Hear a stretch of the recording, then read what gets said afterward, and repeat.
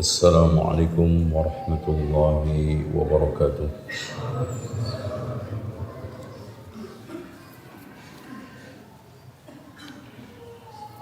إن الحمد لله نحمده ونستعينه ونستغفره ونستهديه ونعوذ بالله من شرور أنفسنا وسيئات أعمالنا. من يهده الله فلا مضل له ومن يضلل فلا هادي له. أشهد أن لا إله إلا الله وحده لا شريك له وأن محمدا عبده ورسوله. قال الله عز وجل: يا أيها الذين آمنوا اتقوا الله حق تقاته ولا تموتن إلا وأنتم مسلمون. وقال تبارك وتعالى: يا أيها الناس اتقوا ربكم الذي خلقكم من نفس واحدة وخلق منها زوجها وبث منهما رجالا كثيرا ونساء واتقوا الله الذي تساءلون به والأرحام إن الله كان عليكم رقيبا. وقال عز وجل: يا أيها الذين آمنوا اتقوا الله وقولوا قولا سديدا يصلح لكم أعمالكم ويغفر لكم ذنوبكم ومن يطع الله ورسوله فقد فاز فوزا عظيما. فإن خير الحديث كتاب الله وخير الهدي هدي محمد صلى الله عليه وسلم وشر الأمور محدثاتها وكل محدثة بدعة وكل بدعة ضلالة وكل ضلالة في النار. Ikhwani wa akhwati fillah, saudara-saudariku yang dirahmati Allah, alhamdulillah di hari Jumat malam Sabtu kita bisa bermajlis di antara rumah Allah untuk mengaji dan mengkaji kitabullah agar mendapatkan 3 keutamaan yang dijanjikan Allah lewat lisan Rasulnya. Bahkan di dalam lafaz lain ditambah 1, 4. Majtama'a qaumun fi baitin min buyutillah yatluna kitaballahi wa yatadarasuna fima bainahum illa nazalat alaihimus sakinah wa ghashiyatuhumur rahmah wa haffat bihimul malaikah wa dzakarahumullahu fi man indahum. 4. Tidaklah ada sekelompok kaum yang berkumpul di antara rumah Allah, mengaji dan mengkaji. Yatlun, mengaji, membaca bacaannya. Wa yatadarasuna fima bainahum, saling mengkaji isinya. Melainkan turun ketenangan, selimutin rahmat, dikelilingi malaikat, disebut-sebut oleh Allah nama-namanya di sisinya. Akhirnya Merekalah yang berhak mendapatkan janji Allah yang pernah disampaikan kepada malaikat-malaikat sayyahin yang berkeliling di majelis-majelis zikir. Dan yang dimaksud majelis zikir adalah majlisul ilm, seperti yang dikatakan oleh Imam Atha al-Khurasani. Ya, seperti yang dikatakan oleh Imam Atha al-Khurasani. Setelah malaikat itu laporan kepada Allah, Allah memberikan satu apresiasi. Humul julasa'u la yashqa bihim jalisuhum. Mereka adalah teman-teman yang mendapatkan keberkahan berkat teman-temannya yang serius. Jadi yang enggak serius itu mendapatkan, yang hanya iseng mendapatkan, apalagi yang serius. Nah, kajian kita kali ini judulnya apa? Ada yang ingat? Enggak ada judulnya, Pak? Alhamdulillah masih ingat judulnya. Tradisional. Orang-orang awam sering mengartikan tradisional dengan istilah salafiyah. Ya. Dan di dalam kegiatan hariannya, di dalam ibadahnya, mereka membuat trademark sendiri. Bahkan kalau kita ajak dialog, ciri khasnya lakum dinukum waliyadin. Tapi anehnya sama non-muslim, wa tawassaw bil haqqi wa tawassaw bis sabr.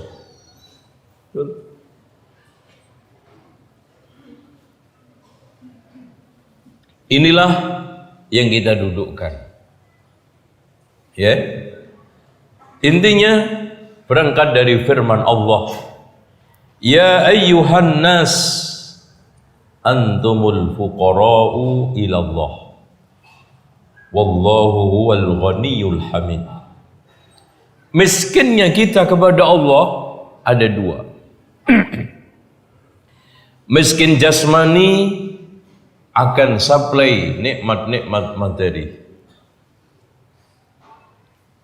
Ya, yang minimal diingatkan oleh Allah di dalam surat Al-Waqi'ah. Afara'aitumul ma'a alladhi tashrabun a antum anzaltumuhu minal muzni am nahnul munzilun. Afara'aitumun nara allati turun. Apakah kalian tidak memperhatikan api yang kalian nyalakan? Nikmat. Yang sebelumnya juga afara'aitum ma tumnun. Mani kita memancar. Ya. Kemudian afara'aitum ma tahrusun. Tumbuh-tumbuhan yang meninggi dengan sendirinya. Afara'aitumul ma'a alladhi tashrabun. Afara'aitumun nar allati turun. 4 sumber kehidupan manusia. Mani, wujudnya manusia di dunia. Tumbuh-tumbuhan, hidupnya manusia di muka bumi. Air, Allah ciptakan segala yang hidup dari air. Artinya Allah jadikan hidup semua dari air. Yang keempat, api. Fakir. Dan fakir kita kepada Allah rohani akan supply nikmat syariat. Yang Allah katakan, al-yawma akmaltu lakum dinakum wa atmamtu alaikum ni'mati wa raditu lakumul islam madinah. Subhanallah, nikmat. Makanya ketika Imam Ibnu Qayyim Al-Jauzi di dalam kitabnya Ijtima'ul Juyusil Islamiyah membagi nikmat ada 2. An-ni'matul mutlaqah, yaitu nikmatul hidayah ilal islami was sunnah. Masya Allah, Pak. Ya, gak usah kita cari contoh. Saya sendiri, kalau saya masih ikut agama mbah saya, mungkin minimal jadi dukun. Dukun, dan mungkin paling terdepan memusuhi dakwah ini. Karena saya sejak SMA itu sudah nantang orang-orang Muhammadiyah itu diajak debat. Dan jimat saya banyak, tapi ini bukan jimat ya Mas. Ini beli di Mekah Mas. Oke. Nah, Allah mensifati dirinya, wallahu huwal ghaniyul hamid. Allah lah yang maha kaya, lagi terpuji. Kaya terpuji itu jarang makhluknya, yang ada Allah sempurna. Dengan kekayaan mencukupi hambanya, dengan keterpujian berhak untuk memerintahnya. Makanya muncullah ayat berikutnya, wa ma khalaqtul jinna wal insa illa liya'budun. Makanya seluruh konsekuensi ibadah dilengkapi Allah. Enggak ada, enggak lengkap. Apa sekarang yang enggak dilengkapi Allah? Allah memerintahkan sholat, Allah lengkapi seluruh kebutuhan sholat. Allah perintahkan kita zakat, Allah penuhi seluruh berbagai macam cara kita supaya ada yang kaya sehingga meluangkan zakat. Begitu juga puasa. Ya, ini makanya penghuni surga ketika pertama kali masuk surga, ikhwan, yang disyukuri pertama kali itu bukan istananya yang megah, enggak, bidadari yang cantik, pasangan-pasangan yang tampan, tidak, tetapi waqalul hamdulillahilladzi hadana lihada wa ma kunna linahtadiya laula an hadana Allah. Itu kayaknya kita syukuri. Caranya dua, sering berdoa untuk memantapkan hidayah. Makanya di dalam suratul Fatihah, ya, ihdinas siratal mustaqim. Kenapa? 17 kali diulang-ulang.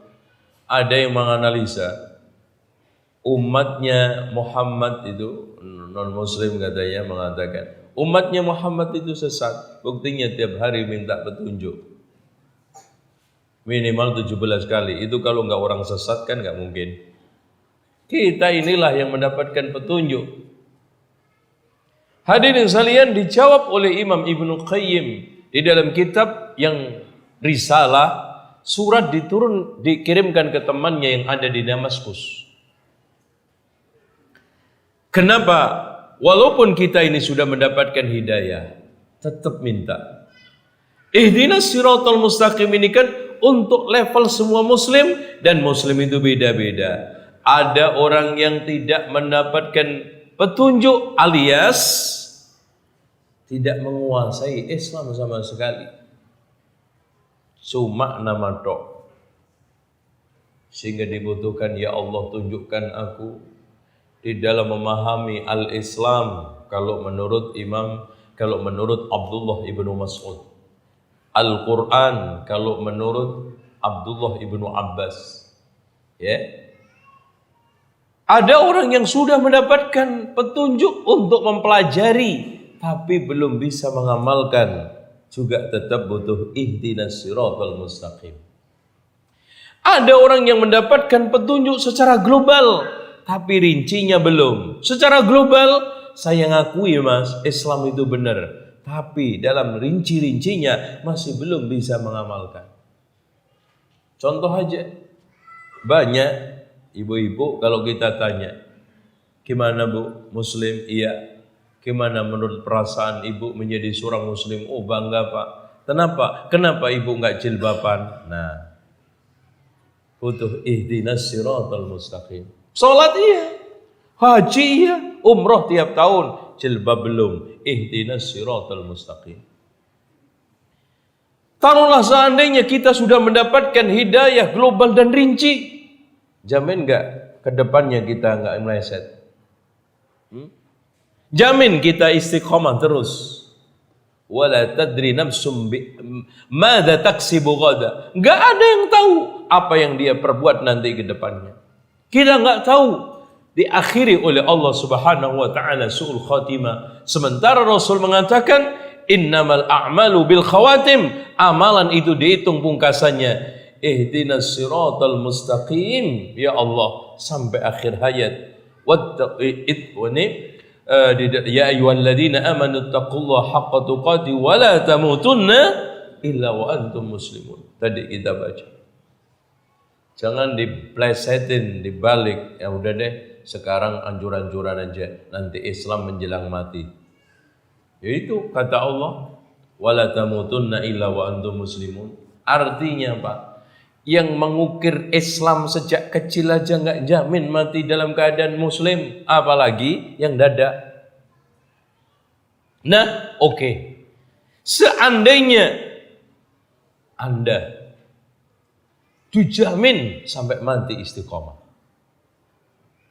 Seandainya Anda dijamin masuk surga seperti para nabi, tetap butuh berdoa ihdinas siratal mustaqim dalam rangka untuk menunjukin orang lain. Seakan-akan, ya Allah, tunjukkanlah kami di dalam mengajarkan Al-Quran dan Sunnah kepada orang lain. Jangan sampai menyesatkan. Ihdinas siratal mustaqim. Berapa banyak orang sudah punya ilmu, tapi ternyata menyesatkan umat karena jualan fatwa. Itu. Apalagi fatwa di Indonesia itu gampang masuk angin. Iya. Rokok diputuskan di Padang Panjang haram, nyampe Jakarta makruh, coba nyampe Jawa Timur halal berarti. Nyampe Lombok halalan thayyibah. Ya, itu masuk angin. Allah. Nah, inilah hadirin sekalian, semua di antara kita tidak ada yang tidak butuh. Allahumma inna nas'alukal hidayata wat tuqa wal afafa wal ghina. Bahkan Rasulullah mengajarkan doa ketenangan hati, hidayah panjang sekali. Allahumma rabbi a'inni wa la tu'in alayya wansurni wa la tansur alayya wamkurli wa la tamkur alayya wahdini wa yassiril huda ilayya wansurni ala man bagha alayya rabbi ij'alni laka shakkara laka dhakkara laka rahaba laka mitwa'an ilayka mukhbitan awwahan muniba rabbi taqabbal tawbati wa aghsil hawbati wa ajib da'wati wa saddid lisani wa sabbit hujjati wa sabbit hujjati wa ajib da'wati waslul sakhimata qalbi. Ini kata Imam Ibnu Qayyim.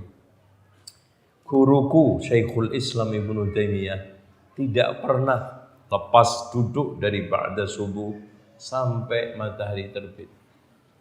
Dan yang dibaca adalah ini paling terbanyak diulang-ulang. Kenapa wahai Syekh itu kamu lakukan? Ini adalah bensin hidup saya. Ya, bahan bakar. Kalau enggak, Masya Allah. Apalagi fitnah, subhat, syahwat yang dikatakan oleh Imam Az-Zahabi, asy-syubhatu khattafatun, subhat itu sangat menyambar. Wal qulubu dha'ifatun, hati itu lemah. Ya. Nah, ini kita teguhkan. Dari sini hadirin sekalian, kita bisa simpulkan katanya Syekh Abdurrahman Al-Yamani di dalam kitab Al-Qa'id ila Tashihil Aqaid. Kitab ini Masya Allah wajib dibaca setiap talibul ilm. Ditahqiq oleh Syekh Nasruddin Al-Albani. Ya. Beliau mengatakan innama dara kamalil makhluq, inti kesempurnaan makhluk ala hubbil haq, ditentukan cintanya dia kepada kebenaran, wa karahiyatil batil, kebencian dia terhadap kebatilan. Dan manusia, subhanallah, difitrahkan atas itu. Manusia condong kepada kebenaran, itu diciptakan oleh Allah, pendorong-pendorong, penopangnya. Makanya, subhanallah, wa'lamu anna fikum Rasulullah. Ya, wa'lamu anna fikum Rasulullah. Lau yuti'ukum fi katsirin minal amri la'anittum walakinna Allah habbaba ilaikumul iman. Ikhwan, kalau bukan Allah yang membuat kita itu senang iman, senang kebaikan, senang masjid, benci gedung bioskop. Maka nggak ada. Makanya antum ukur aja, antum ditawari dua. Sekarang nonton bola apa ngaji? Kok ngaji? Mukmin. Antum ditawari nikah syar'i sama mut'ah, mana yang dipilih? Kok mut'ah? Berarti hancur. Dengan demikian, untuk menengarai orang itu baik, tidak cintanya kepada kebenaran dan bencinya kepada kebatilan. Dan hadirin sekalian, masing-masing Allah ciptakan dengan kondisinya. Kebenaran diciptakan sulit, ya, bahkan banyak rintangan supaya manusia di dalam meraihnya ada perjuangan. Tapi nanti diganti oleh Allah kenikmatan yang berlipat-lipat dari syahwat yang dia dapat dari maksiat, kalau seandainya maksiat.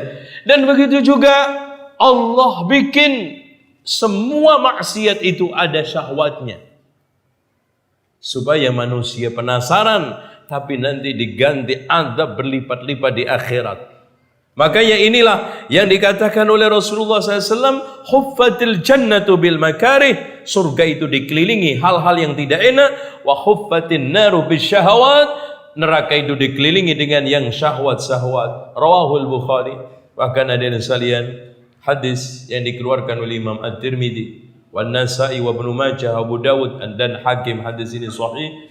Lamma khalaqallahu al-jannata wan nar, ketika Allah menciptakan surga neraka, arsala Jibril ilal jannah, Allah utus Jibril ke surga.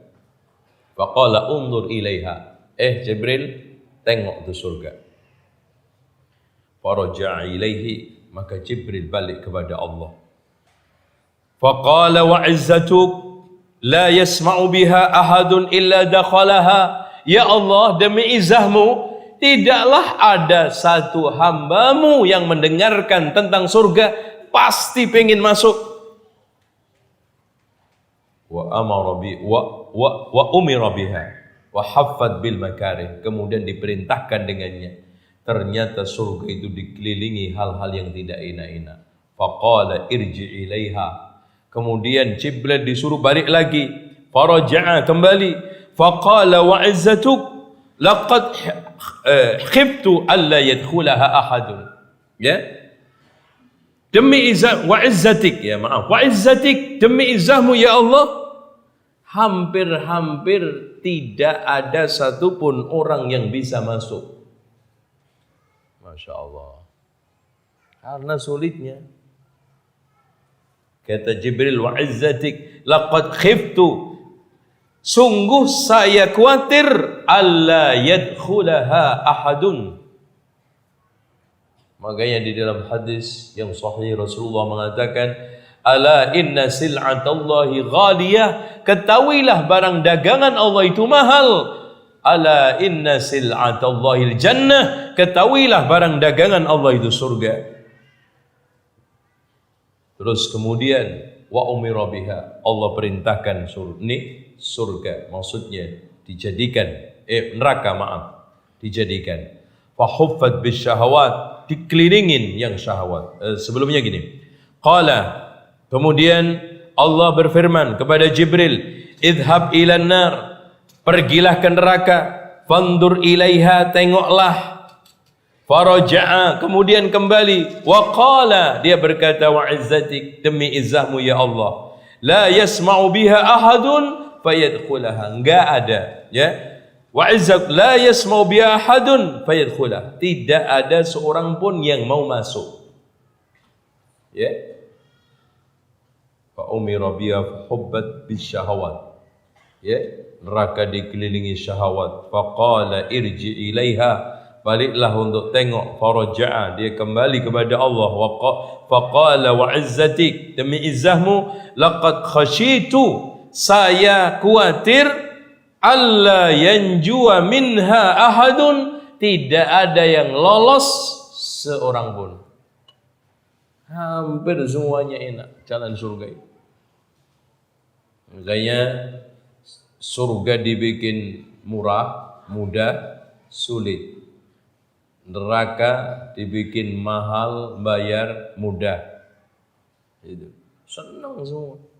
Hampir-hampir nggak ada yang lolos karena semuanya rata-rata menyenangkan. Ya, lihat sekarang inovasi maksiat. Ya, inovasi maksiat. Semuanya menyenangkan syahwat. Ya, inilah yang harus kita perhatikan. Dari sinilah hadirin sekalian godaan dibuat oleh Allah. Ya, ujian diciptakan oleh Allah buat kita untuk perjuangan kita. Sehingga yang mukmin tegar teguh, sabar, yang kufar dia akan terhempas ke dalam berbagai macam nikmat yang isinya adalah maksiat, syahwat yang isinya adalah murka Allah Subhanahu wa taala. Sehingga fa amma man tagha wa asarul hayatad dunya fa innal jahima hiyal ma'wa. Itu kelompok kufar wal munafiqun, penikmat dunia yang melupakan akhirat. Yang kedua, wa amma man khafa maqama rabbih wa nahan nafsa 'anil hawa fa innal jannata hiyal ma'wa. Inilah mukminun, inilah pengejar akhirat, pencinta surga, dan dia ingin dekat kepada Allah Subhanahu wa taala nanti di surga. Dengan otomatis mengorbankan hawa nafsu. Nah, dari sini hadirin sekalian, agama itu bertingkat-tingkat. Ada larangan karena adanya neraka. Ada perintah karena adanya surga. Ada keimanan karena adanya Allah. Dan ada hal-hal yang gaib yang harus kita yakinin. Dan semua itu musuhnya satu, hawa nafsu. Namun kata Imam Al-Mawardi di dalam kitab Adabud Dunya wad Din, bedanya syahwat dengan hawa nafsu. Kalau hawa nafsu sikap melampaui batas dalam masalah urusan agama, dan syahwat sikap melampaui batas dalam masalah urusan dunia. Contoh, Allah berfirman, Zuyyina linnasi hubbus syahawat. Nah, terus kemudian orang-orang yang dikatakan puasa as-saumu junnatun, ya, yastajinnu biha al-abdu 'anin nar. Kenapa? Syahwat, godaan makan, minum, perempuan, macam-macam. Nah, kalau hawa nafsu itu sikap melampaui batas dalam masalah urusan dunia. Lihat aja semua hal-hal yang terkait dengan melampaui batas urusan agama itu diungkapkan Allah hawa nafsu. Fa illam yastajibu laka fa'lam annama yattabi'una ahwa'ahum.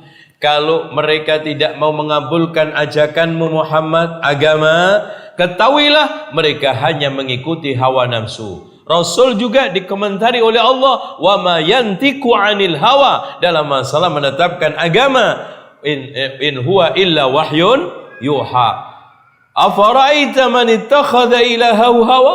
Apakah di antara kalian tidak mau mengerti, memahami, mengetahui siapa sih sejatinya orang yang menjadikan hawa nafsunya sebagai Tuhan, yang memerintah melarang ini jangan, ini iya karena hawa nafsunya, ini halal, ini haram karena hawa nafsunya. Itulah yang dikatakan oleh Rasulullah sallallahu alaihi wasallam muttabi'un li sunnatil jahiliyah. 3 orang yang sangat dimurka oleh Allah. Mulhid fil haram, orang yang melakukan ilhad tidaklah haram. Kemudian orang yang mencari sunnah jahiliyah untuk dihidup-hidupkan di dalam Islam.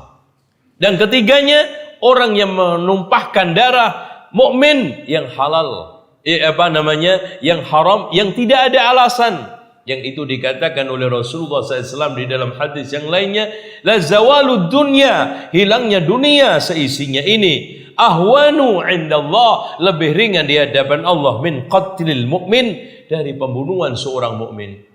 Dari mana kita bisa membenarkan aksi teroris dan berbagai macam aksi-aksi yang lainnya? Hadirin sekalian, hawa nafsu. Nah, ini untuk menentang hawa nafsu biasanya sulit, dan itu minimal diganjal oleh 4 perkara. Diganjal habis.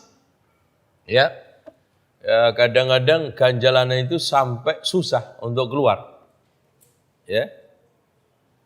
Yang pertama, orang tahu itu kebenaran, tidak mau mengakui, bukan karena apa-apa.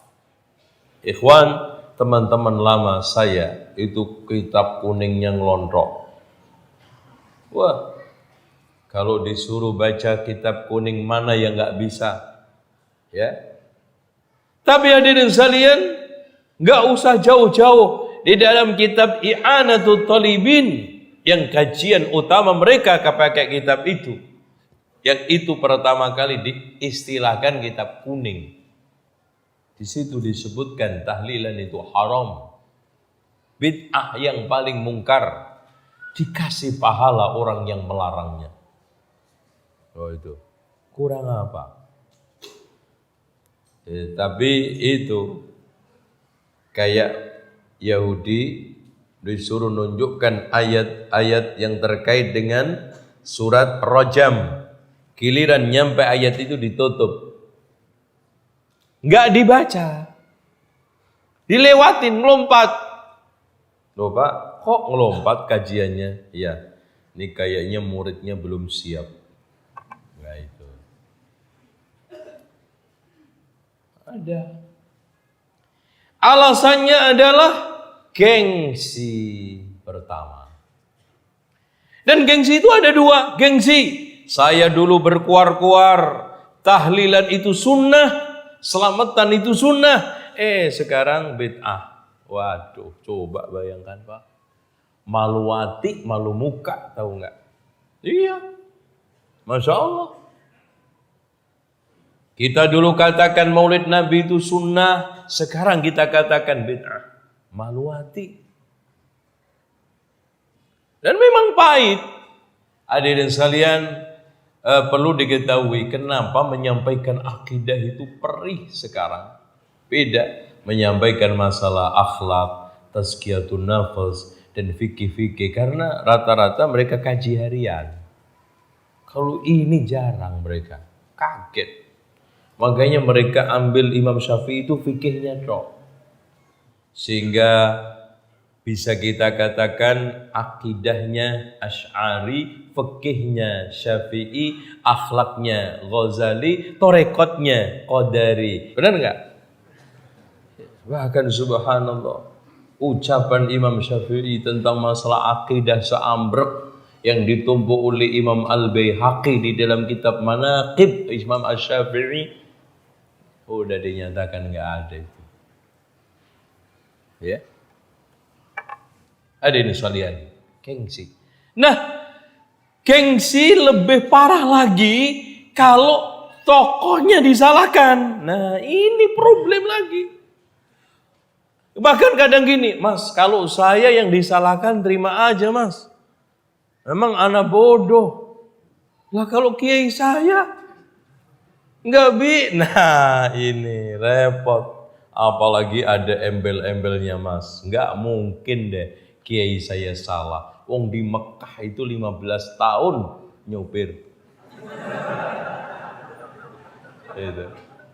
Di Madinah itu 8 tahun. Mosok salah.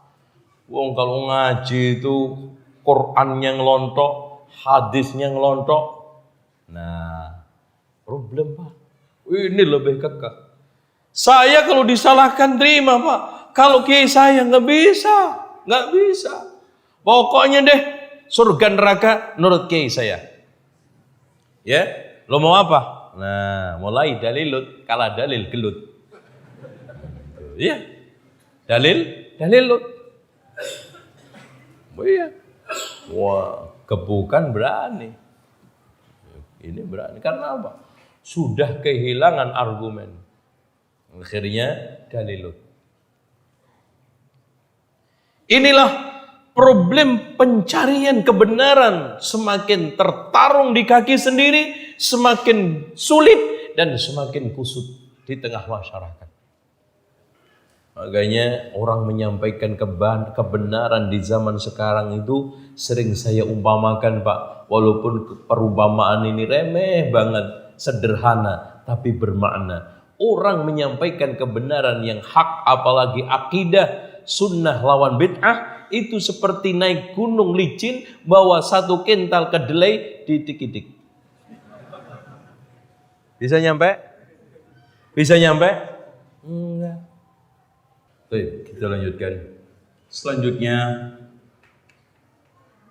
menerima kebenaran menolak kebenaran bukan karena kebenaran yang nggak jelas.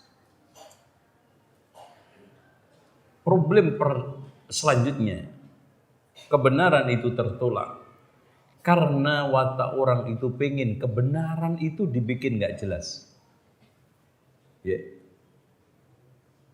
Sudah jelas pun dibikin nggak jelas, dibikinin syubhat, ya kan? Apa yang nggak dibikinin syubhat? Bahkan hampir seluruh sunnah Rasul dibikinin syubhat. Jenggot katanya milik orang Arab, iya toh? Jilbab khas pakaian orang Arab. Islam garis keras, stempelnya apa? Wahabi. Orang yang sekarang longgar, gak setia terhadap agamanya, dikasih stempel Islam rahmatan lil alamin. Bisa. Subhan. Ini tujuannya tidak lain ingin kebenaran itu tidak jelas. Sehingga usaha kita untuk menjelaskan berbagai macam cara kebenaran lewat dalil Quran dan Sunnah seamrek dengan berbagai macam pertemuan-pertemuan, ceramah-ceramah di dunia maya, televisi, radio, rata-rata mentah. Karena apa? Pingin terus kebenaran itu nggak jelas dengan cara menandingi syubhat. Apalagi syubhat itu khatafatun, menyambar. Kadang-kadang dihadirkan simpel banget. Mas, antum kalau beragama, mbok jangan kolot-kolot, no kan? Rasanya dituduh kolot itu dek begitu kan? Ya, coba katanya sekarang titel di dalam dunia mereka orang yang mengikuti Al-Quran dan Sunnah dengan setia dituduh uritan, ortodok, kolot. Sementara mereka yang tidak setia terhadap Al-Quran dan Sunnah dijulukin apa? Islam rahmatan lil alamin, fleksibel, memasyarakat, membudaya, lagi apa?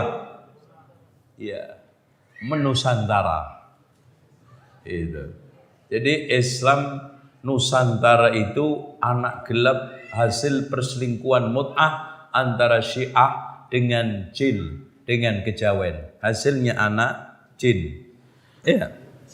Itu mut'ah sebentar, nanti juga pisah, cari pasangan lain. Itu.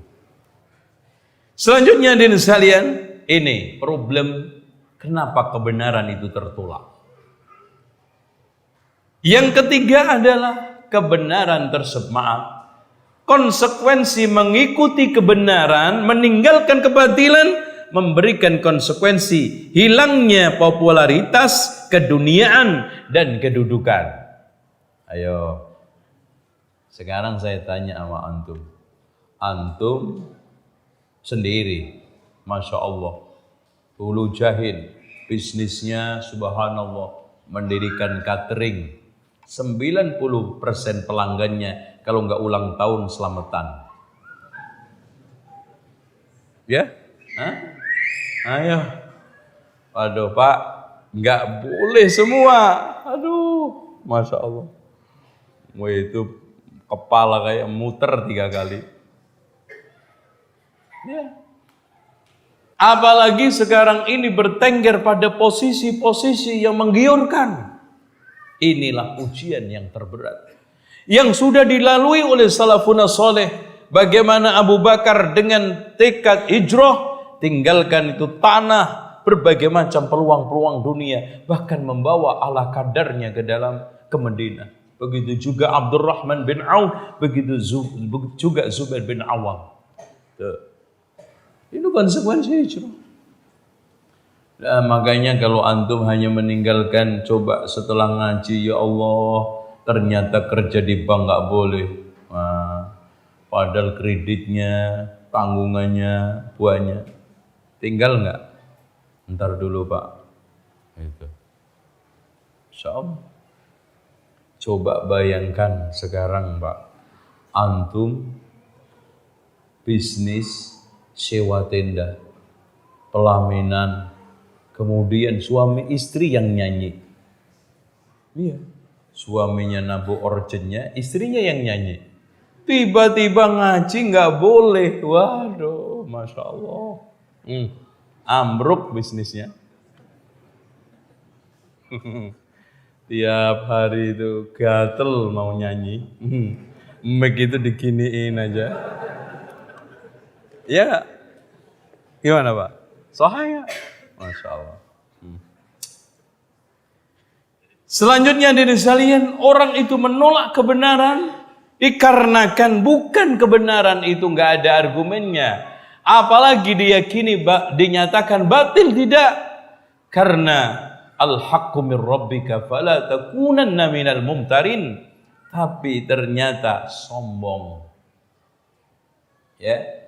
Dan sombong, al-kibr, Rasulullah memberikan definisi apa? Al-kibru batarul haq wa ghamdun nas. Gitu. Sombong ialah menolak kebenaran, meremehkan orang, dan itu ternyata saling topang menopang. Orang itu kalau sekarang menolak kebenaran pasti meremehkan yang membawanya. Dan orang kalau sudah meremehkan yang membawa kebenaran pasti akan menolaknya. Nasallallahu. Ini didominasi orang-orang yang sudah bertitel tinggi, punya posisi sosial mapan, atau ditokohkan, sementara sudah meyakini bahwa dialah sentral kebenaran, bahkan monopoli hak itu ada di tangannya. Ternyata dia ditegur salah, bahwa yang negor ini benar. Masya Allah, nggak gampang. Makanya kita temukan orang-orang yang seperti ini banyak. Dan itu khilaful as-salafus saleh, katanya Imam Ibnu Battah. Kata beliau, jalan saya temukan ada orang berdebat dalam suatu masalah. Kemudian dalilnya jelas, salah satunya yang satunya rujuk. Dan ini menyelisihi jalan salafus saleh. Debat kita bukan untuk menang-menangan. Dialog kita bukan untuk gaya-gayaan. Bahkan Imam Syafi'i ridwanullah alaih mencontohkan contoh yang baik. Ya. Ketika Abdul A'la, ya, muridnya berada di majelis, Masya Allah. Saat Imam Asy-Syafi'i menyampaikan pendapat, Abdul A'la tidak setuju terhadap pendapatnya. Akhirnya di tengah proses ngaji begini, dia itu pergi. Subhanallah, setelah ngaji begini, kemudian sholat, Imam Syafi'i datang ke rumah, diketok. Kaget, siapa ini? Tumben. Assalamualaikum, ini suaranya saya kenal. Salam yang kedua, ini kan Imam Syafi'i. Setelah dibuka, Assalamualaikum, waalaikumsalam. Wahai Abdul A'la, kita sepakat di dalam banyak masalah. Masa dengan kita berbeda dalam satu masalah ini kita putus? Subhanallah. Abdul A'la langsung lemes. Langsung mengakui apa yang dilakukan itu salah. Inilah ukhuwahnya salafun saleh. Bersih dari berbagai macam intrik, hasud, sombong, dan hawa nafsu. Sehingga perbedaan apapun itu selalu ada titik temunya. Kalau kita perbedaan itu selalu mengarah pada perpecahan.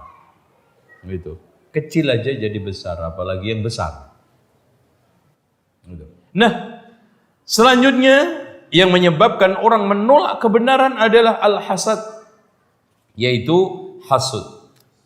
Hasud ini menginginkan hilang nikmat orang lain atau pindah ke tangannya kalau bisa.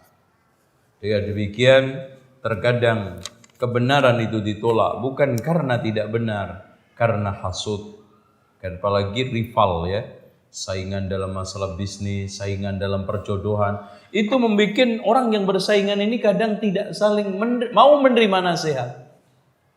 Nah, sekarang hadirin sekalian, kenapa, ini mungkin ada yang tanya, kenapa kebenaran itu tidak dibikin oleh Allah gamblang jelas sehingga tidak ada orang yang ragu sama sekali. Kebatilan itu dibikin oleh Allah gamblang jelas sehingga semua orang tidak mau mengikuti.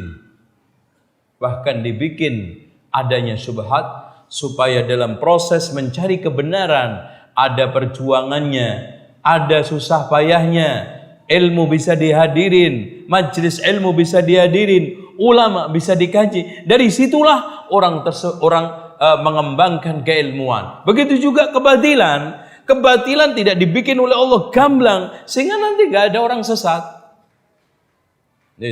Ini suatu hal yang wajar. Nah, hadirin sekalian yang dirahmati oleh Allah Subhanahu wa taala. Orang di dalam proses beragama, sering saya katakan beragama di Indonesia ini ada 3 kelompok. Beragama ala ajaran. Ini biasanya dasarnya Al-Quran, As-Sunnah, Al-Ijma' wal Qiyas. Nah, yang kedua ala turunan.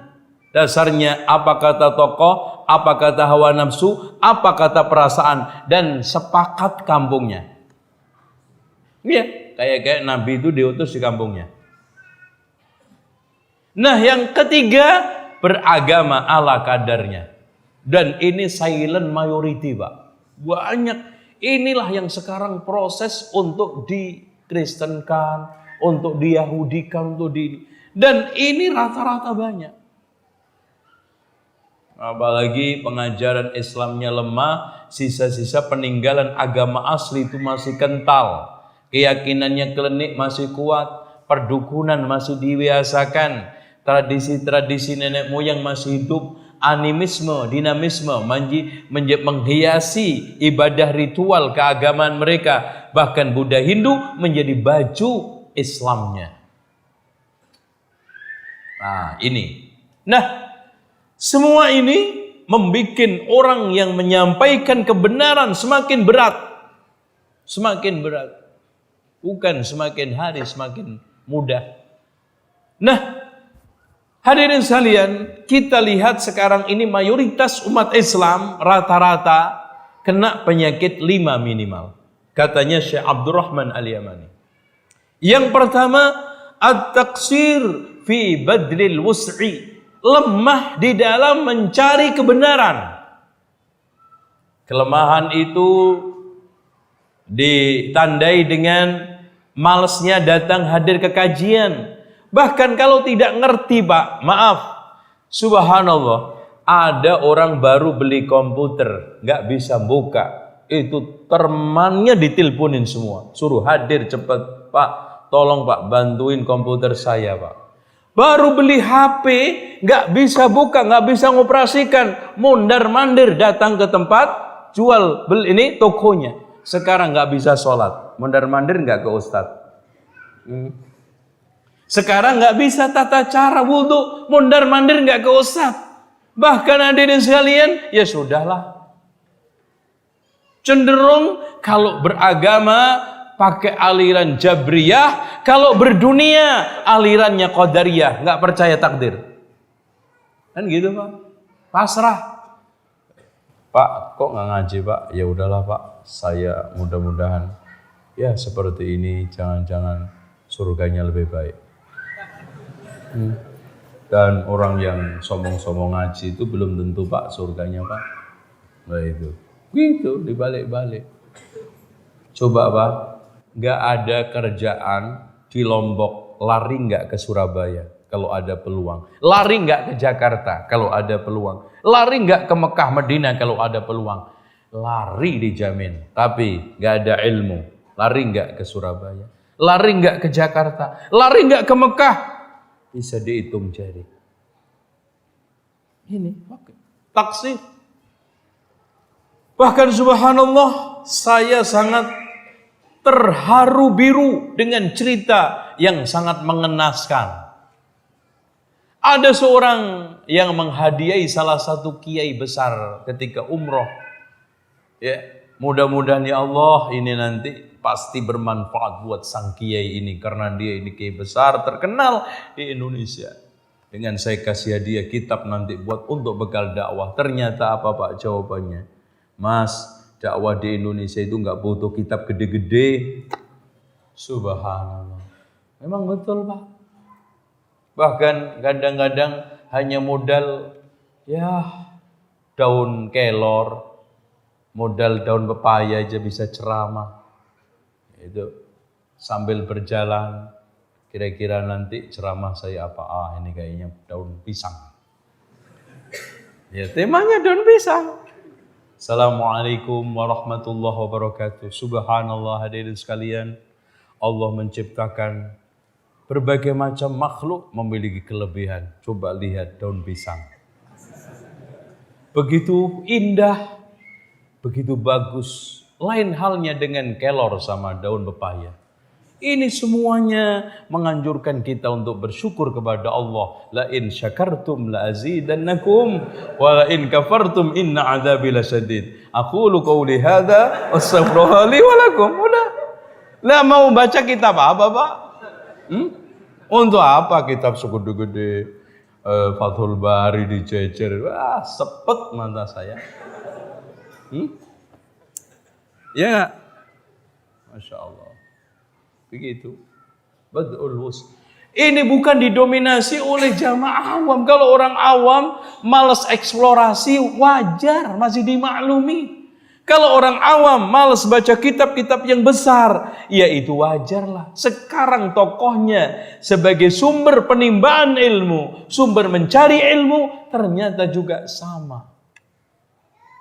Bahkan yang lebih parah mengedepankan ilmu laduni, ilmu pinter sendiri tanpa belajar itu. Nah, udah semakin nggak dipakai. Saya itu sudah langsung belajar kepada Jibril, langsung kepada Allah. Itu sanad saya paling tinggi di seluruh dunia. Saya, Jibril, Allah. Nabi Muhammad aja saya langkai kok. Itu yang nanti karomat-karomah itu nanti kita akan bahas wali Allah sama wali syaitan. Yang selanjutnya nomor 2, at-tamassuk bima laisa minal haq. Ini problem, Pak. Problem di antara sekian problem umat secara umum, berpegang teguh terhadap suatu yang enggak benar. Coba sekarang saya tanya, jamaah masjid hilang separuh, mereka nyari enggak? Geger enggak jamaah masjid? Bahkan kampung semua enggak sholat, tenang aja. Beduk hilang, rame enggak? Hah? Gimana Pak? Saya tanya, beduk hilang rame enggak? Wah, kiamat tuh kampung antum. Itu.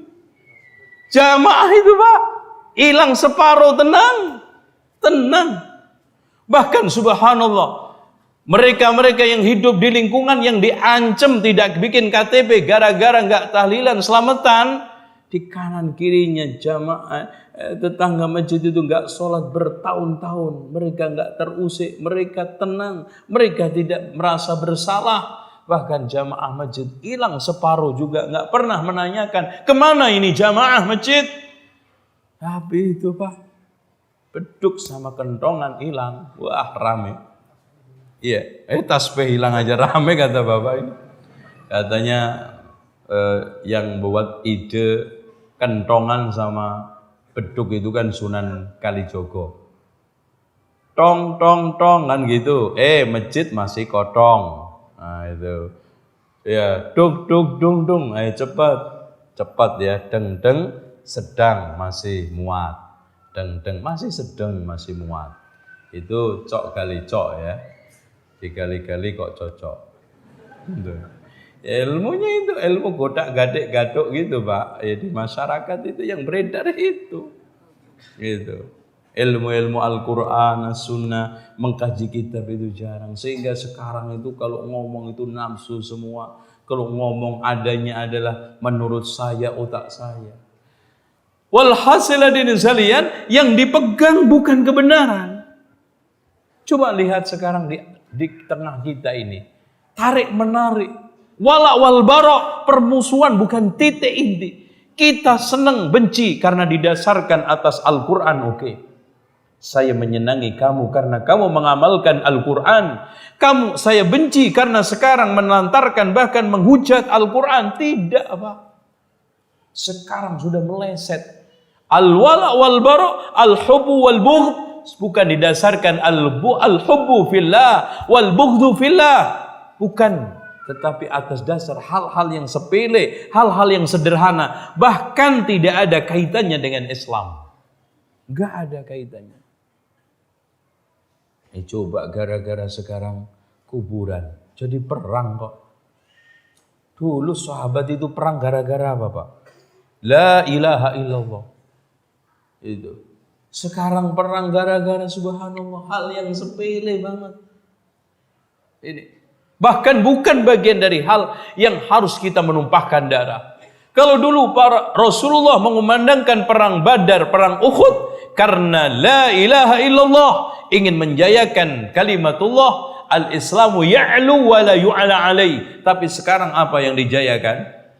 Apa yang sekarang ditonjolkan? Apa yang dijadikan titik mereka memusuhi dan membela? Semua di luar daripada kacamata Islam, di luar daripada Al-Quran dan Sunnah. Wakil. Ini yang menyedihkan. Makanya kadang-kadang saya itu merenung, ya Allah. Coba aja bayangkan.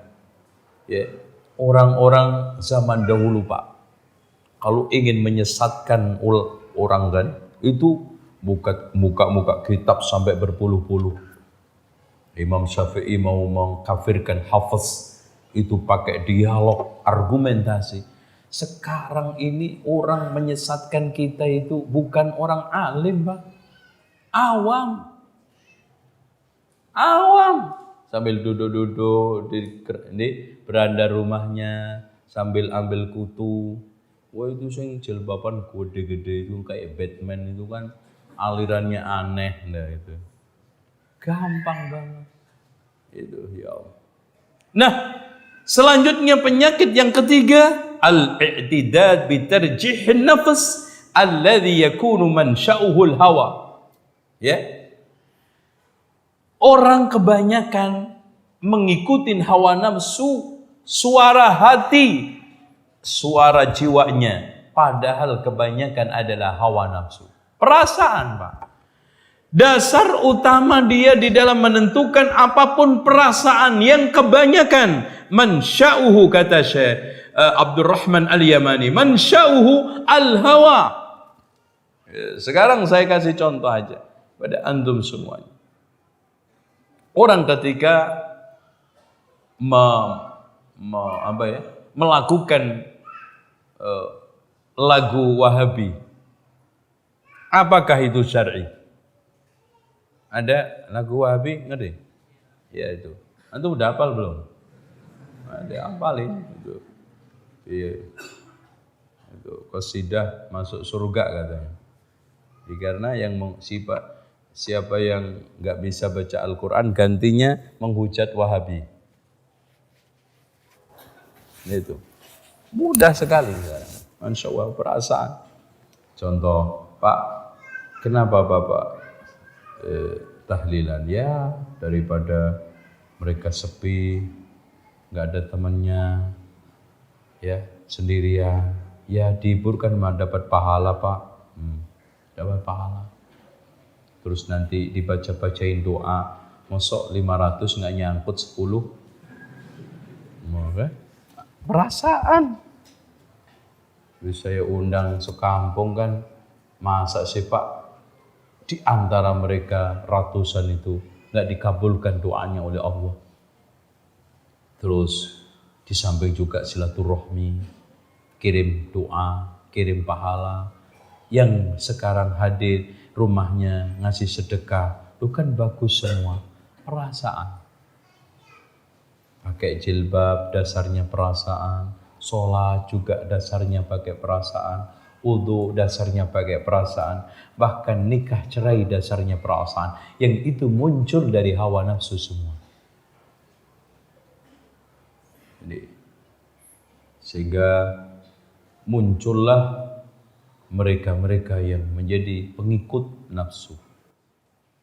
Man ahabba lillah wa abghadha lillah wa a'ta lillah wa mana'a lillah faqad istakmala al-iman. Ini sebaliknya.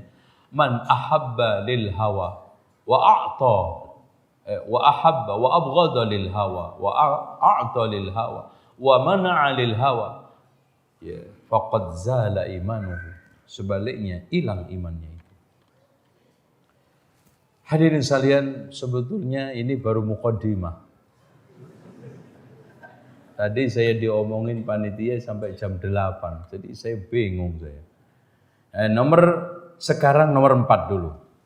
Kita selesaikan 5, baru masuk ke tema, baru itu langsung ditutup. Ya. Ar-rabi', yang keempat, adamur ruju' amma yatabayyan anna ghairahu awla bil haqqi min. Tidak mau rujuk, padahal orang lain yang menjadi rivalnya itu lebih berhak untuk kebenaran, lebih berhak untuk mendapatkan kebenaran, menyampaikan kebenaran, dan jelas. Coba dari komite Hijaz yang ketika itu dipimpin oleh Abdul Wahab Hasbullah mengklarifikasi, datanglah 60 ulama seluruh dunia termasuk dari Indonesia tentang masalah pembongkaran, penataan kuburan di sekitar Masjidil Haram, Masjidil Nabawi. Di dalam dialognya mereka ditanya, kesesatan kita itu di mana? Gak ada yang jawab. Bahkan gak ada yang sesat di kalian. Clear? Bahkan saya itu pernah dialog dengan 13 kiai. 13 kiai kelas kecamatan. Begitu, Masya Allah. Itu ya lumayan, ketua-ketua itu. Itu saya tanya, Pak Kiai, mohon dengan hormat, sampaikan kesesatan kita itu apa? Dia bilang, siapa bilang kamu sesat? Tuh kan? Repot. Kita nggak pernah bilang kamu sesat. Yang kita bilang itu, cara kamu di dalam menyampaikan dakwah itu salah. Akhirnya saya timpali. Ya, terima kasih Pak Kiai, kita diingatkan. Tapi lebih abdolnya lagi Pak Kiai semua, tolong dibikinkan cara dakwah yang benar. Panduan nanti kasih ke saya. Sampai sekarang belum datang. Ini kan enak kok, nggak usah ngotot-ngotot. Kita itu dialog enak. Pernah ada jaringan Islam kultural, ya, mendatangi Rojak, ngajak debat.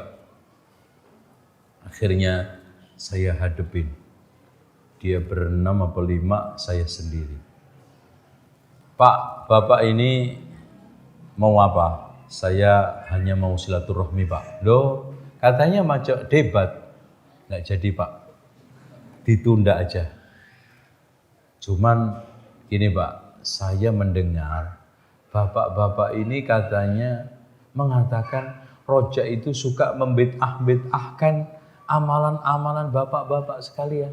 Pak, bukan radio Rojak Pak. Yang membid'ahkan, yang melarang itu ulama, kiai, kitab-kitab bapak. Saya bawain satu-satu, saya bukain nih. Itu. Salah satunya ngomong, itu beberapa kitab sudah saya ketahui, sebagian belum saya baca kayaknya. Alhamdulillah. Ya. Itu. Ini clear. Udah jelas hak. Ketika kita dialog, nggak ada ujung-ujungnya kecuali sesat kita itu di mana. Gitu loh. Oleh karena itu 4 inilah ternyata kebanyakan umat Islam terutama di Indonesia sulit untuk rujuk setelah datangnya kebenaran. Lawan rivalnya lebih berhak atas kebenaran itu. Tetap dia bersikeras. Yang kelima, mu'adatul mukhalif ma'al ihtimali annahu wal musib. Memusuhi penentangnya padahal penentang yang dianggap menentang ini, orang yang menyelisihinya ini, yang dianggap musuh ini, bisa saja dia itu yang benar. Pokoknya kalau datang dari musuhnya udah, titik, nggak boleh. Kemarin saya haji, Pak. Masya Allah. Alhamdulillah, salah satu kiainya itu nggak ngerokok ternyata. Wah, saya kaget. Ada orang tradisional nggak ngerokok itu. Nah, hadirin sekalian, tolong nanti kalau sudah masuk ke Arafah, Mina, Muzdalifah, konsentrasi penuh, manfaatkan sebaik-baiknya. Haji ini susah, jangan dibikin main-main, HP, dibikin ngobrol, ngerokok. Kiainya bilang begitu. Coba kalau yang ngomong saya, langsung ditembak Wahabi. Iya. Jadi hadirin sekalian, kebenaran itu kalau seandainya yang menyampaikan itu tokohnya, yang menyampaikan itu orang yang dikultuskannya, sami'na wa ata'na. Tapi serta-merta karena yang menyampaikan itu dianggap musuhnya, dianggap menjadi biang kerok, dianggap menjadi penyakit duri dalam daging, maka langsung nggak mau mencoba untuk mencerna, nggak mencoba untuk meneliti, dan nggak mencoba untuk mengorek dalilnya, argumentasinya, langsung saja ditolak. Bid'ah, sesat, Wahabi. Udah. Ini muqaddimah. Nah, hadirin sekalian, di antara ajaran-ajaran tradisional.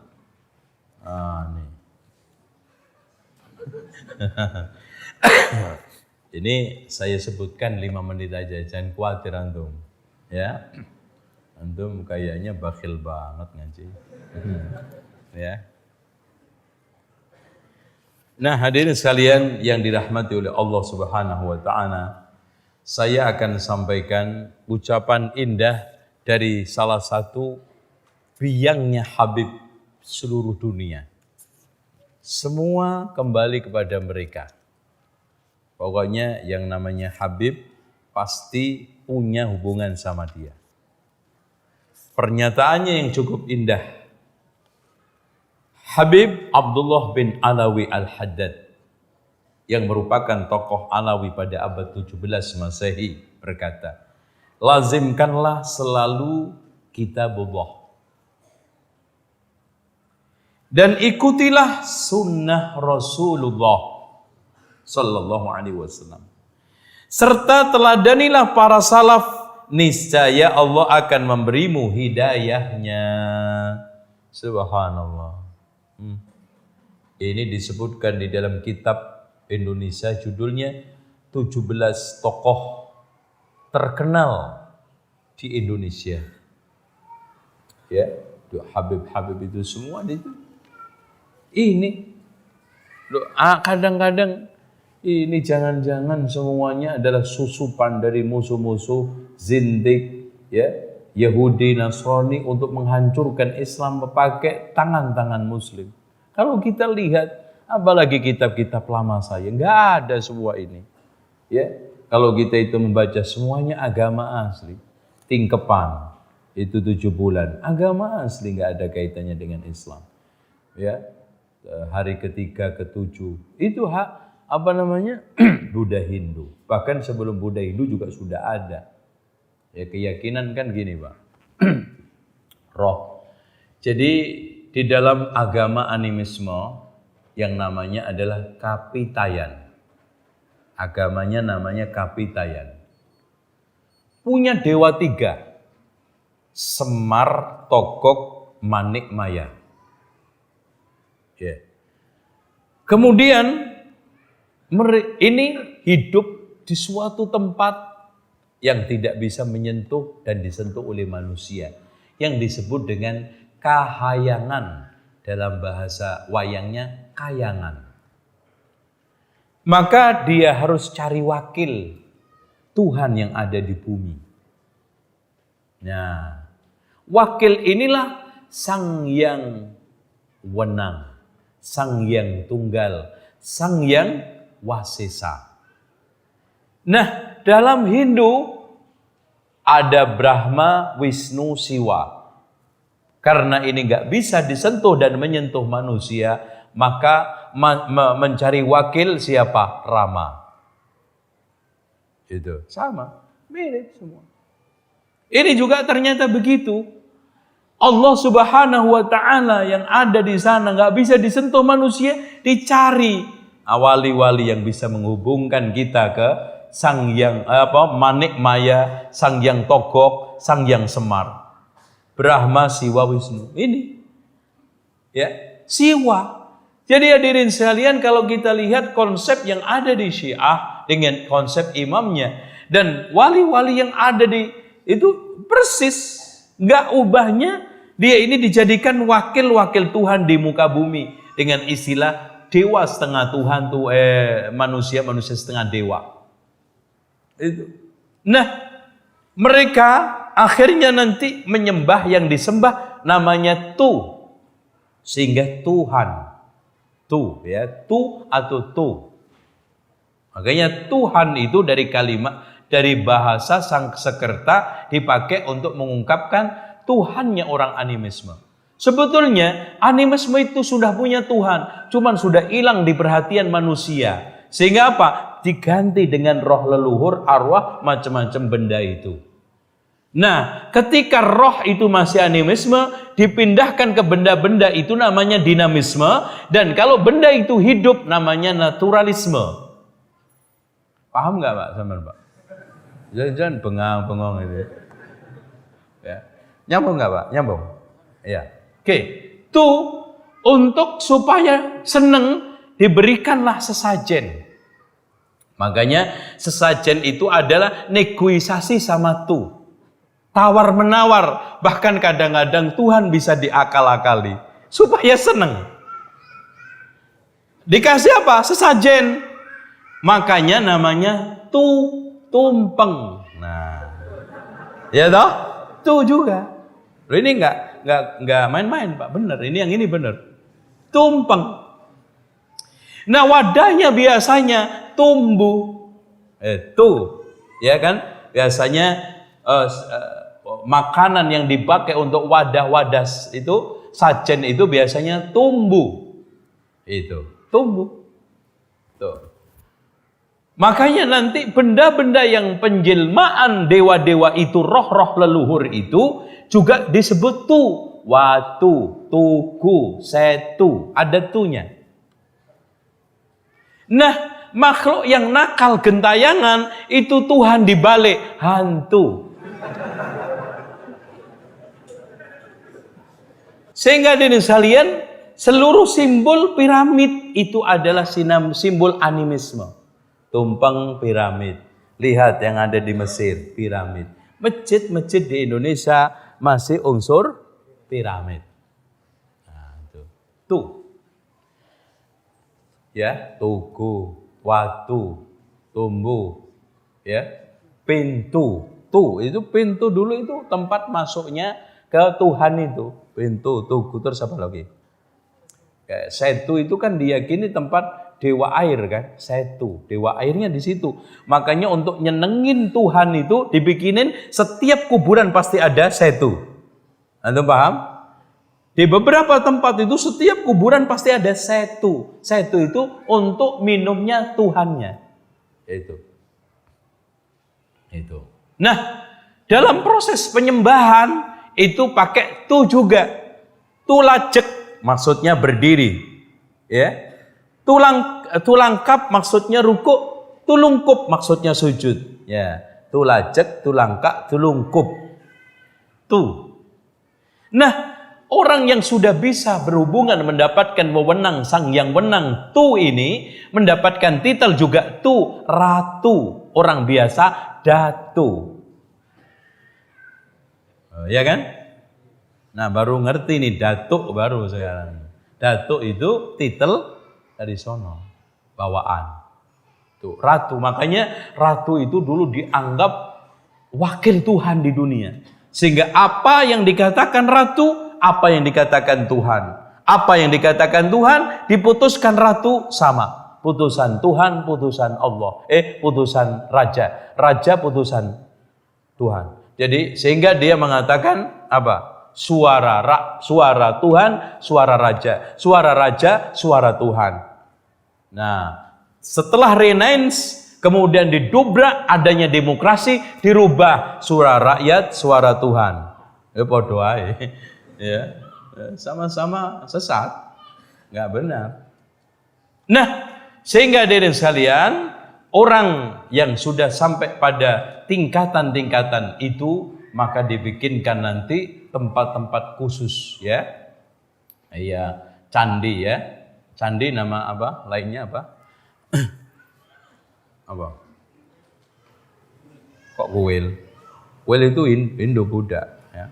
Ya nggak ngerti nggak apa-apa tuh. Insyaallah nggak mengaruhi iman antum. Ini agama Anas kenalin sedikit ya, mereka paling mengelaku aswaja. Biasanya ajarannya mereka khusus dikasih label aswaja. Asli wejangan Jawa. Itu singkatannya. Pertama bertawasul kepada kubur, penghuni kubur. Makanya pada rame, apalagi tanggal-tanggal bagus, hari-hari bagus di Jawa itu hari paling bagus, bahkan seluruh Indonesia. Jumat Kliwon, jadi Kemis Legi malam Jumat Kliwon. Karena Jumat itu 8, Kliwon itu 9. Berapa? Oh paling tertinggi. Itu. Makanya orang Jawa itu punya hari 5. Paing Pon Wage Kliwon Legi. Kliwon itu tengah. Ya. Itu. Pon barat ya, terus kemudian Paing timur. Wage sama ini utara selatan. Itu makanya dari sini rahasianya kenapa ada pancer papat siji limo. Maksudnya wali itu akhirnya ada dibagi sesuai dengan arah. Persis seperti konsep Hindu. Hindu itu punya dewa 9. Wali barat, dewa timur, dewa barat namanya apa? Hah? Pasti nggak ngerti lah. Ada dewa utara, dewa selatan. Itu cuma kalau di Jawa, dewa selatan itu di Jogja Nyi Roro Kidul, kalau utara itu Nyi Sekar. Kemarin kan nikah sama Mbah Kodok itu. Nah, antum nggak ngerti di media kan? Ada pernikahan Mbah Kodok dengan Nyi Sekar kan di Ngawi itu. Ditanya, kenapa Mbah nggak nikah sama Nyi Roro Kidul? Wes punya suami ona. Ini belum. Masya Allah. Anehnya diresepsiin persis seperti pernikahan bener. Alhamdulillah, Masya Allah. Ini. Terus kan terus barat daya barat timur kan 8, tengah 1 namanya 9. Itu. Terus kemudian mereka meminta syafaat kepada Nabi. Ya, biasanya baca ya Rabbi bil Mustafa baligh maqasidana waghfir lana ma madha ya wasi'al karami ya akramal khalqi liman alu tubihi siwaka inda ulu hadizil amimi. Itu biasanya disebut dengan qasidah burdah, dilagukan itu, dan berbagai macam lagu bisa semua. Menyuburkan istighosah kesyirikan, istighosah kepada danyangan, keramatan dan yang lainnya. Itu Masya Allah di mana-mana terjadi. Bahkan di dalam kitab Syekh Manaqib Abdul Qadir Jailani disebutkan ya ibadallah rijalallah aghisuna bifadlillah. Subhanallah. Ibadallah rijalallah aghisuna bifadlillah. Sama qasidah burdah tadi. Wahai makhluk yang mulia, kepada siapa lagi aku berlindung ketika musibah menimpa kami kalau tidak kepada engkau. Terus memuja manaqib Syekh Abdul Qadir Jailani. Yang lucu di dalam kitab itu diceritakan Syekh Abdul Qadir Jailani mengadakan pengambaraan selama berpuluh-puluh tahun, ternyata ketemu dengan Nabi Khidir di pantai, ya, di pantai laut, nggak disebutkan di mana. Kemudian disuruh untuk berhenti di pinggir laut, nggak sholat, nggak ini semua sampai ya mimpi basah mandi junub aja nggak sempat. Itu pun ditengokin oleh Syekh Abdul Qadir. Ini Nabi Khidir cuma setahun sekali. Sampai setelah 3 tahun lulus, maka dilepas mendapatkan ilmu laduni.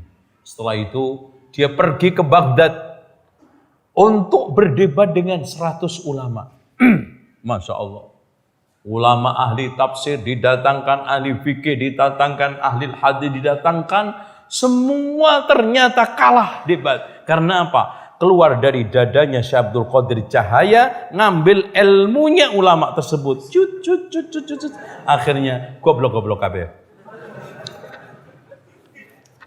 Lah kalau begitu kan enak Pak ya. Gampang jadi orang pinter. Membudayakan selamatan dan tahlilan ini wajar ini ya, di mana aja Masya Allah. Mentradisikan hatapan Al-Quran di pekuburan. Baca Quran di kuburan itu bisa hatam, di rumah nggak pernah. Makanya setannya pindah semua ke rumah. Iya, ini ciri-ciri Masya Allah Pak. Ciri-ciri lingkungan itu kalau sudah jauh dari Islam, masjidnya sepi, kuburan ramai. Itu aja cirinya. Antum lihat aja di mana aja. Kebalikannya, kalau masjid ramai kuburan sepi, nah itu. Lihat Mekah, Madinah. Yang ramai mana? Kuburan apa masjid? Masjid. Tapi di beberapa tempat kita, ramean masjid apa kuburan? Kuburan, Masya Allah. Kadang membludak. Kadang apalagi menjelang seminggu sebelum hari raya, sebelum Ramadan, sebelum hari raya, itu wanginya ngalahin masjid. Itu sampai 500 meter, sekilo bau tuh kena angin. Berbagai macam minyak dituangin masjidnya. Apek kan? Padahal Rasulullah mengatakan Iqra'ul Qur'ana wa la ta'kulu bihi. Bacalah Al-Quran, jangan kamu makan dengan bacaan itu. Bahkan maaf Pak, kadang-kadang perang diskon karena persaingan ketat. Yasin diskon 35%. Al-Baqarah diskon 25%. Masya Allah. Menghadiahkan suratul Fatihah. Al-Fatihah. Itu kan. Ila hadratin Nabil Mustafa Muhammadin sallallahu alaihi wasallam wa ala hadiniya wa ala kulli niyatin. Al-Fatihah. Wa ila hadrati Abdul Qadir Jailani wa ulwai tis'ah wa ila arwahi abaina wa umatina wa jaddina wa jaddatina wa ala hadin niyya wa ala kullatin niyatin salihah. Al-Baqarah. Pada nggak bisa. Aduh, Pak, mau Al-Baqarah Pak. Itu. Menyiarkan ritual yasinan, Masya Allah. Kita nggak melarang orang baca yasin Pak. Pokoknya kalau an-anan itu pasti nggak beres. Coba mobil bagus, mobil-mobilan. Nah, itu. Jadi main bagus, main-mainan. Ya ini yasin bagus, yasinan ya nggak bagus. Tahlil bagus, tahlilan ya nggak bagus. Tasbih bagus, tasbihan ya nggak bagus. Makanya kalau antum istilah sholat Jumat, jangan Jumatan. Itu ada, Mas. Yuk Jumatan, kan main-mainan gitu. Makanya duduknya di belakang banget tuh. Datang akhir, pulang pertama tuh. Dan anehnya Pak, kalau Yasin itu dicari kalau ada orang mati gitu loh. Padahal Allah berfirman dalam surat Yasin apa? Liyundhira man kana hayyan wa yahiqqal qawlu 'alal kafirin. Hendaknya Rasulullah SAW memberikan peringatan kepada mereka yang hidup kok. Itu. Pak, sekarang Quran isinya hidayah, mengajak orang sholat, mengajak puasa, mengajak sedekah. Orang mati sholat, orang mati puasa, orang mati sedekah, ya, mau iktikaf. Yang butuh Quran itu yang hidup, sehingga supaya sholatnya benar, zakatnya benar, amaliyahnya benar, kiprah di dunianya ini supaya menjadi orang soleh. Nah itu, ya, soal masalah khilafiyah, membacakan Quran itu sampai atau tidak. Tapi kalau sudah transaksi itu nggak ada. Transaksi diundang karena saya nggak bisa baca sebagai anak soleh, akhirnya nyewa orang. Akhirnya nanti mendorong orang nggak belajar, main sewa, bawa semutrumine, sebes diundang, gitu, mentang kaya. Melestarikan talqin mayit pasca penguburan sekalian adanya juga. Mendirikan bangunan di kuburan, wah ini paling banyak. Ini Masya Allah udah hampir nyaris sudah kayak candi. Kalau antum lihat, ya, ana sedang menulis Wali Songo itu kan harus melihat situs-situs arkeologi, bukti-bukti untuk penulisan. Udah kayak candi Pak. Ya, Assalamualaikum pada Rasulullah paling membenci. Kuburannya sendiri aja dia berdoa, Allahumma la taj'al qabri wathanan yu'bad. Ya Allah, janganlah jadikan kuburanku ini sebagai berhala yang disembah. Menyakralkan ziarah Wali Songo. Padahal la tusyaddur rihal, kita tidak boleh melakukan syaddur rihal kecuali ketiga, Masjidil Haram, Masjidil Nabawi, Masjidil Aqsa. Ini hadis ada di dalam Bukhari Muslim. Anehnya kok kayaknya nggak dilirik hadis itu. Nah, menghidupkan Maulid Agung dan hari-hari besar Islam itu lagi Maulidan, ya. Wah, itu sudah paling sakral. Persiapannya dari asar, maghrib, isya itu nggak sholat jamaah di masjid. Stop dulu, karena masjidnya dipakai peringatan agung. Terus sholatnya di mana Pak? Udah gampang, di rumah masing-masing. Terus gimana Pak? Sholatnya kok di Allah Maha Penyayang, tenang aja. Dengan kita membaca sholawat nanti dapat syafaat Rasulullah SAW. Itu udah. Itu dalil utamanya. Nah, fanatis terhadap mazhab Imam Syafi'i, tapi anehnya nggak kenal Imam Syafi'i kecuali 5-6. 1 kunut. Iya, Pak. Bapak kenal Imam Syafi'i sebutkan Pak. Ya kunut, udah. Kunut. Nomor 2, membaca Fatih Bismillah keras. Imam Syafi'i. Kalau enggak Syafi'i. Kemudian yang ketiga, apa lagi? Sholat tarawih 20. Kalau enggak 20, enggak Syafi'i. Kemudian yang ketiga, yang keempat apa? Usolli fardhu dhuhri 4 rakaatin mustaqbilal qiblati.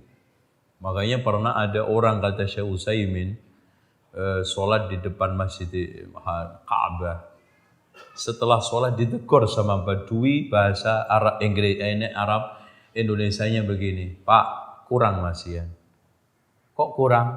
Sebutin jaraknya dengan Ka'bah berapa meter, tanggalnya, bulannya, tahunnya, biar malaikat nyatetnya lengkap. Itu. Siapa sih yang enggak keliru? Ya namanya duhur, ya pastilah duhur. Sholli fardhu dhuhri, emang maghrib Pak? Ya, 4 rakaatin mana ada duhur 6 rakaat. Makmuman ya di belakang, mau apa Bapak udah di belakang ya pasti makmum. Itu mustaqbilal qiblah. Ya sudah ke sini, mau ngadap kemana? Itu diulang-ulang. Lah ma fi faedah. Nawaitu sauma ghadin an adai pardi syahri. Kok pardi syahri? Itu. Subhanallah. Ini awam. Ngertinya Syafi'i cuma itu. Nah, sama talqin mayit. Terakhir kunut. Udah itu. Wantum utak adik yang namanya Syafi'i di benak mereka 6 itu. Wes. Enggak goyang-goyang. Wantum puter-puter paling pindah nomornya toh. Gitu. Nomor urutannya gitu loh. Kadang yang mendahulukan kunut, kadang mendahulukan talqin gitu aja. Itu Pak. Sayang kan Pak. Imam Syafi'i begitu besar. Bahkan ulama sepakat mujaddid abad yang keduanya adalah Imam Syafi'i. Ketiganya Ahmad bin Hanbal dan seterusnya. Pertamanya siapa? Umar bin Abdul Aziz. Karena pas penghujung 100. Karena wafat beliau tahun 91 Hijriah. Itu Masya Allah. Kita kasihan nama besar Imam Syafi'i, kesungguhan Imam Syafi'i. Contoh aja soal masalah sholatul jamaah di masjid, lihat. Imam Syafi'i apa pernah absen? Enggak pernah. Ya. Tapi pendapatnya Imam Syafi'i yang sholat jamaah fardu kifayah dipelintir. Ya, fardu kifayah itu apa? Yang penting ada sekelompok orang sholat, yang lainnya gugur. Tapi yang gugur siapa? Ayo. Saya. Itu. Yang gugur kenapa Bapak gitu. Nah, ta'assub pada sholat tarawih yang 20. Soalnya pokoknya bahkan kadang-kadang sampai masjid itu sholat tarawihnya sip. gelombang 2, gelombang 3, gelombang terawih 11, gelombang terawih 20, ya. Nanti gelombang qiyamul lail. Rumah rusak. Nah, selanjutnya ini yang paling parah juga. Mereka mensucikan kitab berjanji.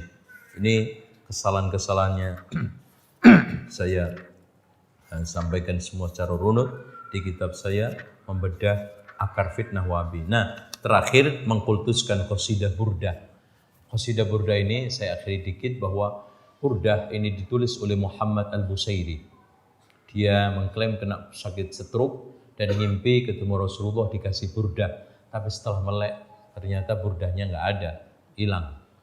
Nah, dia terus kemudian ketemu orang miskin, tanya tentang qasidah itu. Ternyata setelah disampaikan, orang-orang miskin itu kaya raya.